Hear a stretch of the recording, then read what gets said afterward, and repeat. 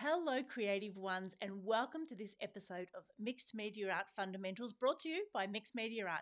Now, I'm Michelle, and I can't wait to share these sessions with you. Some of the insights that I've learned over the many years that I've been doing mixed media and art journaling, and of course, answering all of your questions. Because getting started out in mixed media can seem so overwhelming when there's different terms and so many different materials and tools you can use.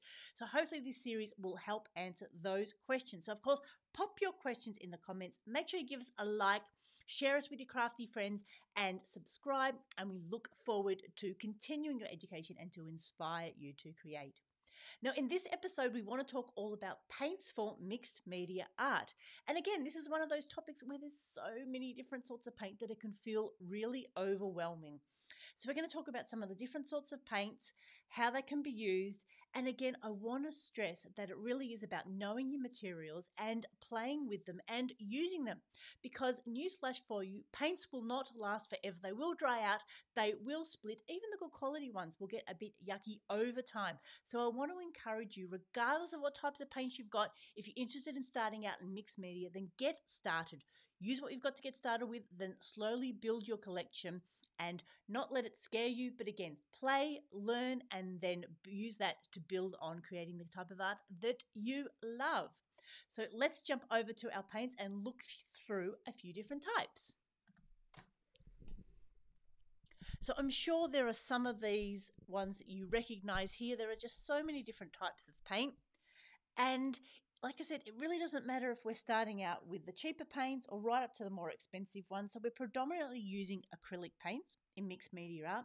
We do use a few watercolors, but again, they tend to be very transparent and so really good for creating layers, but not so good for creating some of the other effects that we want to do. So you might have some of the folk art paints. There's a whole range of sort of designer paints by different people. We've got the Dina Wakley paints. We've got Art by Marlene paints. We've got the Diane Reevely Delusions paints. Now, her paints also come in a range of what they call shimmer paints that have a sparkle in them. And again, there's no one paint that's going to do everything that you want it to. Some of them are going to be runnier, some of them are thicker, some of them are more transparent, but we'll talk about ways of getting to know your materials as you go. Now, you can, again, pick up cheap paints from our dollar shops. They're always good to start playing with. We can get more expensive ones. You know, so many people always say to me that they've got a Jo Sonja paint somewhere. Fantastic. Get it out and use it. Again, it's not going to do any good just sitting in the tube. And then right through to your more expensive paints. Now, Paper Artsy do a range of chalk acrylics, so this just gives a very different finish. So again, there's no right or wrongs as to which one to use, but getting to know them will help you understand what their texture's like and the best place to use them in your mixed media art. And then sort of at the top end of the arts, the craft into arts range, we've got ateliers, we've got free flow, which is quite runny and see-through paint, right through to some of the more thicker paints. And then we've got your Goldens. So again, the great thing about Goldens is that they've got right on the tube or the bottle how opaque they are. So you can see here the carbon black is very, very solid. And believe me, this stuff's dangerous. A little goes a long way. And then we've got a green gold, which is much more transparent. And then the cobalt blue again. So lots of different paints there. And like I said, we can use watercolors. You can get cheap craft sets right up to through expensive sets as well. And they're just, again, a really fun way to play with it. Now, when we talk about getting to know your materials, I will always encourage you to swatch your paints as you're getting more serious about your art journaling. Oh, got it stuck. So this is what I will do with all my paints. These are the Dina Wakley Media ones.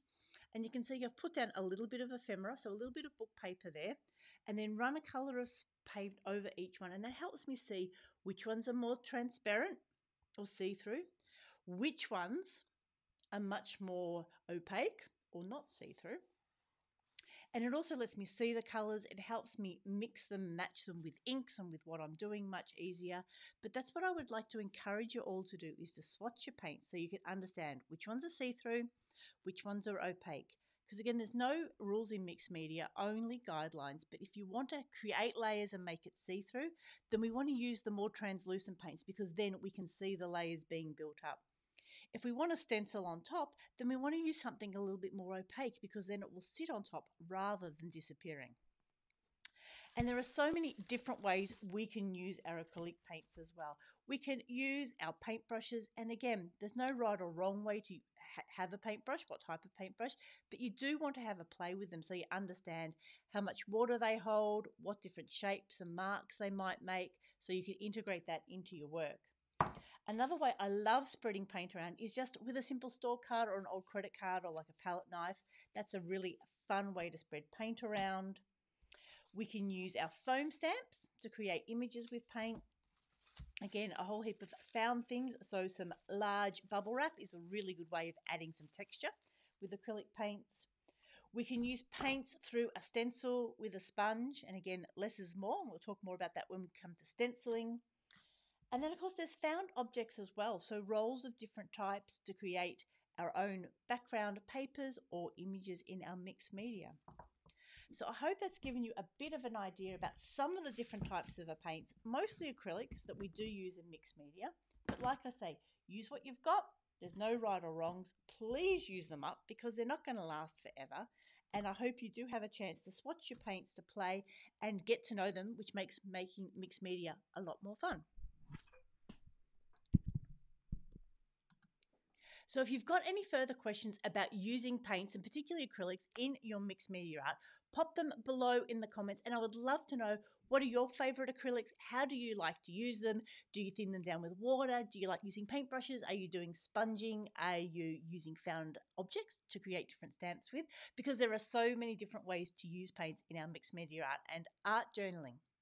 So thank you so much for joining us in this episode of Mixed Media Art Fundamentals. Make sure you subscribe, give us a thumbs up, and continue with this series to learn and continue to share and to grow. So this is Michelle signing off. I hope you have a crafty day.